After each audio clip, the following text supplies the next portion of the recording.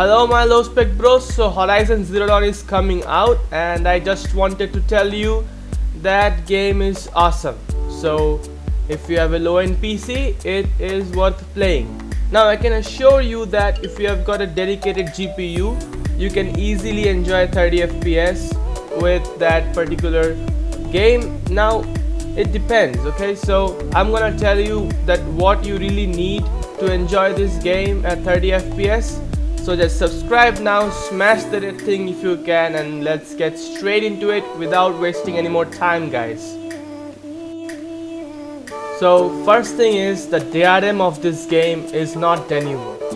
The DRM of this game is Steam and Epic Games, which is better as it will use less CPU resources. I know it has been tested and many people say that Denuvo does not affect CPU resources, but most of these people are running the tests on an i9 9900K or something like a Ryzen 9. So those are high-end CPUs and it will not affect them. But most of us low-end gamers own i3s and i5, some even own Pentiums, and we all suffer from this DRM because, well, Denuvo really hogs up many CPU resources.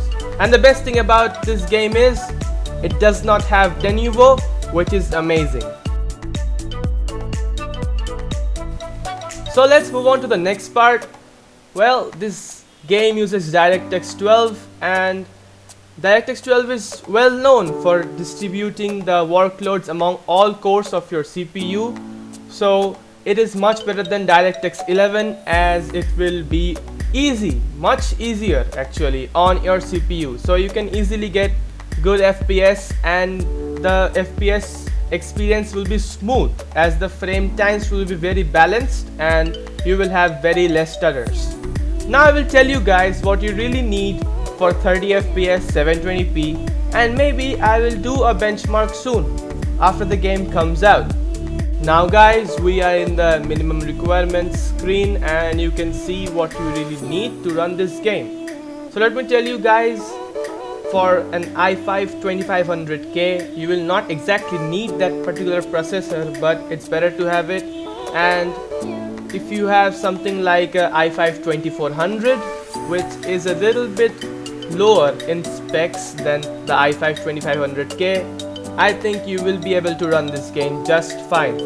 Now if you have got something like a 3rd generation i3 or 4th generation i3, then also it's fine and the game will run pretty smooth. I mean, you will get 30 FPS at 720p easily. Now the RAM requirements of this game is okay, it's 8GB RAM, which is a standard for 2020, and you will really need 8GB RAM to run this game properly. The storage is a bit weird because, well, 50 to 100, they don't know how much this game takes in your storage. So that's kind of weird. Well, it will take something like 80 or 90 gigs according to me, because it took like that in my PS4. Depends on what you are having, like what DLCs you are buying and stuff. So yeah, about that.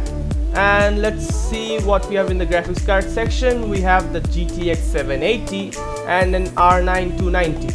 Now the R9 290 is actually very similar to the PS4 GPU that can give you 4K 30 FPS in this game, which many of the people used to play. Okay, so you really don't need an R9 290.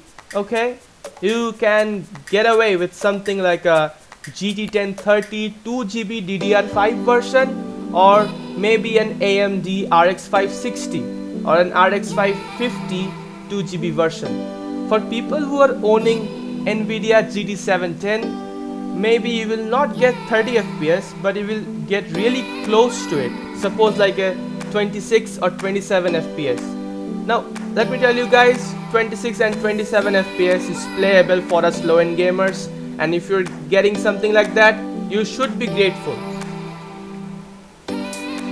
So guys, I really hope that this video clears all your doubts about whether you can run this game on your low-end PC.